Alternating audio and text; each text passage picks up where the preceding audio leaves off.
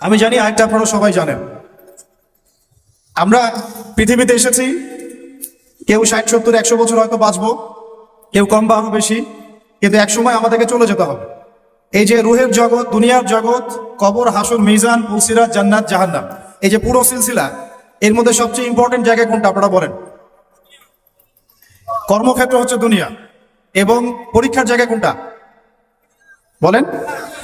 এবং এরপরে পরকালীন সফরের ক্ষেত্রে সবচেয়ে গুরুত্বপূর্ণ জায়গা কোনটা বলেন? কয়টা প্রশ্ন হবে? 3টা নিয়ে আলাদা আলাদা লেকচার দরকার। আমি একটা প্রশ্ন শুধু বলছি, মা দিনুক, মা দিনুক।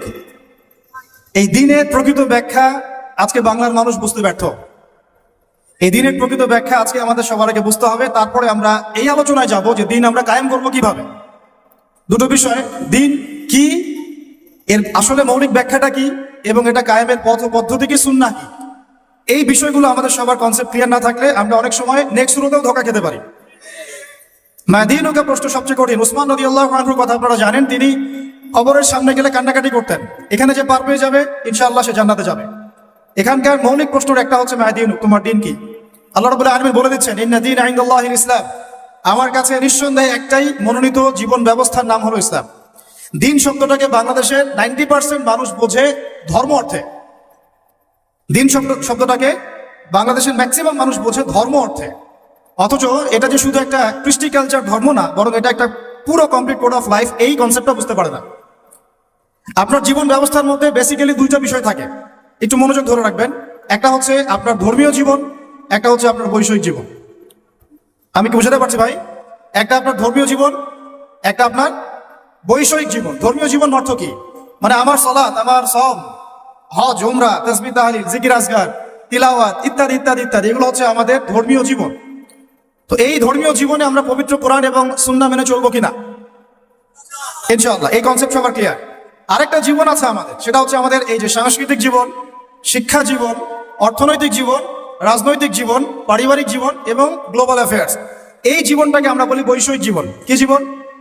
তো এই বৈষয়িক জীবনটাতে ইসলাম মানতে আমাদের দেশের বেশিরভাগ মানুষের অ্যালার্জি আছে, এবং যতক্ষণ পর্যন্ত আমরা ধর্মীয় এবং বৈষয়িক উভয় জীবনে ইসলামকে মানতে পারছি না, পরিপূর্ণ মুসলমান হতে পারি নাই। আমরা মুখে লা ইলাহা ইল্লাল্লাহ বললেও আমরা কিন্তু আবু জেহেল মার্কা মুসলমান হয়ে থাকবো। তো আসুন, এখান থেকে আপনাদেরকে 3টা বিষয় আমি একটু বোঝানোর চেষ্টা করি।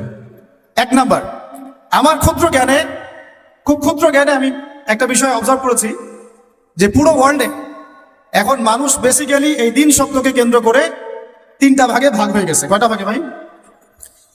1 নাম্বার হচ্ছে এমন কিছু মানুষ, এমন এক শ্রেণীর মানুষ, যারা অবশ্য সংখ্যা গরিষ্ঠ, যারা ধর্মীয় জীবন, বৈষয়িক জীবন কোনো জীবনেই ইসলামকে মানে না, দিনকে মানে না। না ধর্মীয় জীবনে ইসলামকে মানে, না আল্লাহকে মানে, রাসূলকে মানে, আর না বৈষয়িক জীবনে আল্লাহ, রাসূল, ইসলামকে মানে।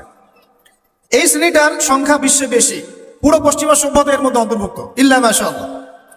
যেই পশ্চিমাদেরকে আমরা এখন আমাদের মাথার উপরে উঠিয়ে নিয়েছি, ঠিক আছে, ওই যে বনু ইসরাইল তো নাজাত পাওয়ার 40 দিন পর বাছুর পূজা শুরু করেছিল, আমরা তার আগে শুরু করেছি আর কি। ওরা করেছিল বাছুর পূজা, আমরা করছি পশ্চিমা পূজা। তো এই পশ্চিমাদের আদর্শ হচ্ছে তারা ধর্মীয় জীবনেও আল্লাহর অস্তিত্ব স্বীকার করেন না, এবং বৈষয়িক জীবনেও তারা আল্লাহকে স্বীকার করেন না। এটা একটা গডলেস ওয়ার্ল্ড, গড শব্দটা ওদের ভাষায় বললাম। এদের কিছু রেসপেন্সার বাংলাদেশের মাটিতেও আছে, যাদেরকে আমরা বলি নাস্তিক এবং মোরতাদ। যত নাস্তিক মোরতাদ আছে সবই এই আকীদাভুক্ত। তারা না বৈষয়িক জীবন আল্লাহকে মানে, আর না ধর্মীয় জীবন আল্লাহকে মানে। তাদের কালিমার আসলে এই পুরো জুমলার মধ্যে ওদের শব্দ 2টা, একটা হচ্ছে লা, একটা হচ্ছে ইলাহা। নাস্তিকদের কালিমা কি? শুধু লা ইলাহা, কোনো ইলাহ নাই, নাউযুবিল্লাহ। আর আমাদের পুরো জুমলায় 4টা শব্দ চলে আসে, লা ইলাহা ইল্লাল্লাহ। একটু আগে আপনারা বললেন, নাস্তিকদের মধ্যে শুধু এতটুকু আছে, লা ইলাহা, কোনো ইলাহ নাই, নাউযুবিল্লাহি মিন যালিক। তো এই হচ্ছে একটা শ্রেণী যারা দ্বীনের ব্যাখ্যাকে এভাবে বুঝেছে যে বৈষয়িক জীবনেও তারা দ্বীনকে মানে না, এবং ধর্মীয় জীবনেও আল্লাহর অস্তিত্বকে স্বীকার করে না। এবং এরাই বাংলাদেশের মধ্যে যত নাস্তিকতা এবং মুরতাদ এবং এই সংস্কৃতি চালু করেছে এরাই। এটা একটা শ্রেণী।